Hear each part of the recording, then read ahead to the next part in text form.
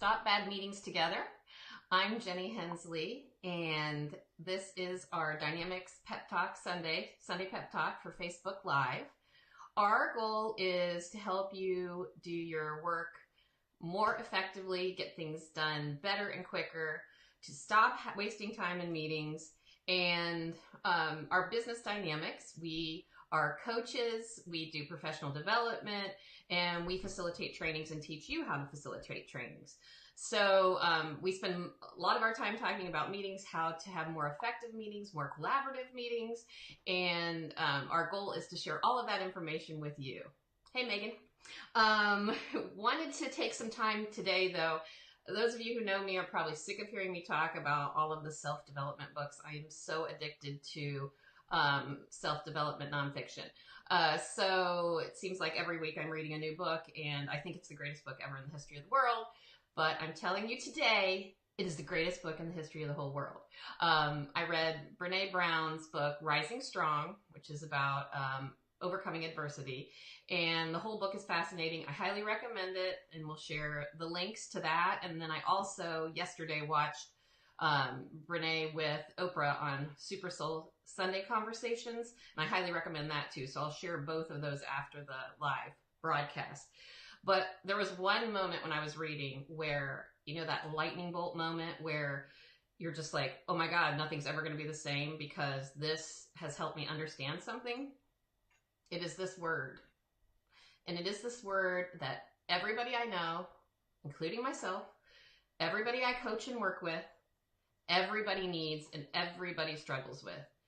And the word is confabulation. So this is an actual real word that originally was used, I found this out from Brene Brown, originally used when working with dementia patients, and it was describing the phenomena that in the absence of data in a story, they would fill in the facts and then create a story that they believe to be true. And in the book, it's a major part of the book and flows throughout the entire book. She talks about how confabulation is not just in dementia patients, that we all deal with confabulation. And that is, so the idea is you have something happen and you make up a story in your mind and you believe that story with all your heart. And you may keep believing that story, and that story then is part of your life, part of your relationships, part of everything.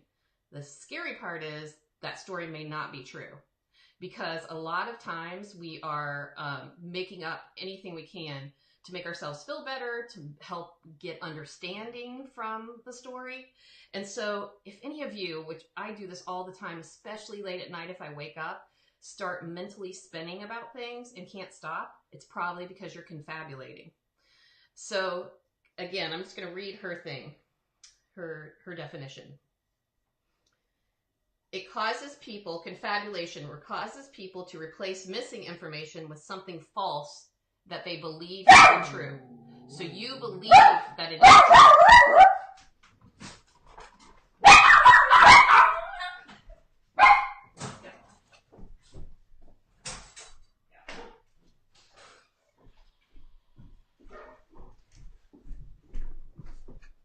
Someday I'm going to get that. They have Kongs, they have treats. That's all I can do.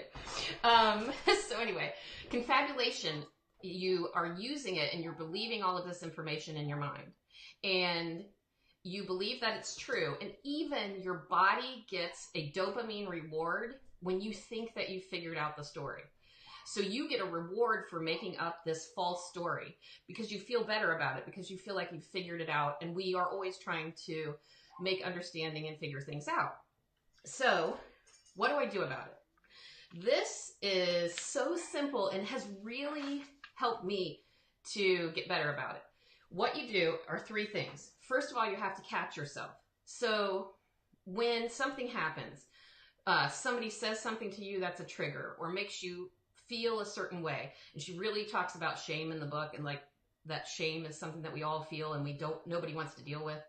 So you feel something and you are either you're going to react to it in some way. And for some people that may be pushing it down, and for some people that may be taking it out on somebody else.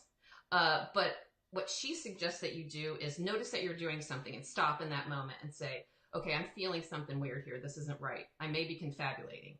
So the key phrase that she uses is the story I am making up.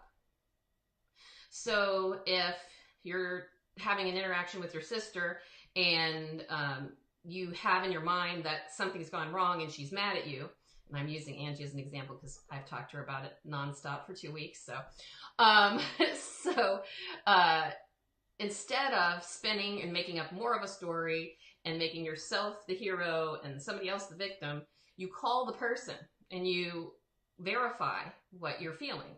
So you say, hey, I know we talked. The story I'm making up is you didn't like what I said, so you're mad at me. 9 times out of 10, they're going to tell you you're wrong and they're thinking about something totally different. But if they are if they are upset, then you're going to deal with that and have a conversation about it. So you stop, you catch yourself, and you start wondering and examining, why am I having these feelings? Why am I thinking this way? And then she suggests writing it down. So in one of my 12 journals, I'm crazy about journals.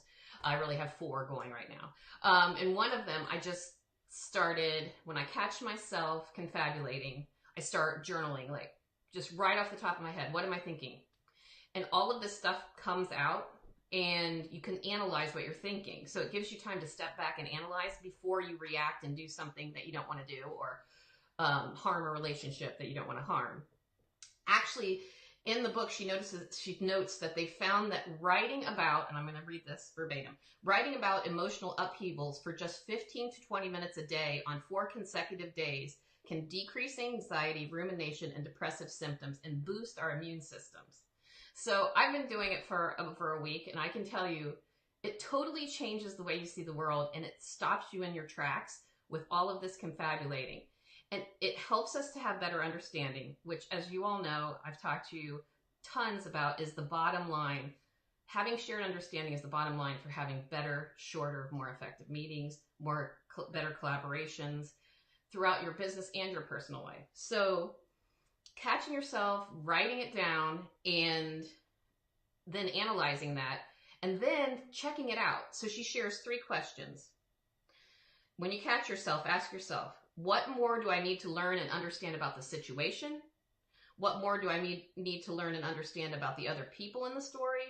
What more do I need to learn and understand about myself? So if you can stop in the moment and notice that you're confabulating and ask yourself those 3 questions, start writing it down and start journaling, you can stop the incessant mental spinning.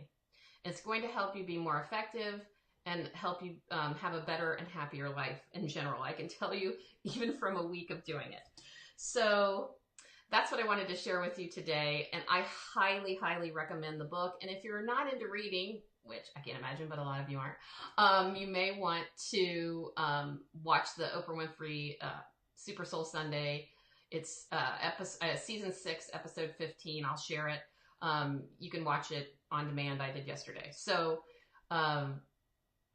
start looking for confabulations in your life and ask yourself, what is the lie I'm telling myself, or the story I'm making up is?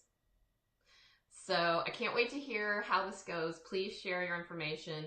Also, hashtag Stop Bad Meetings, which is our goal to help all of you capture all of that time back and make your meetings more effective.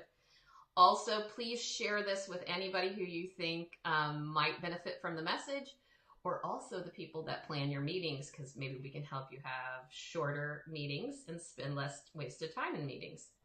Have a fantastic Sunday, and if you're lucky enough to have today off, please enjoy it and don't work all day. Thanks, everybody.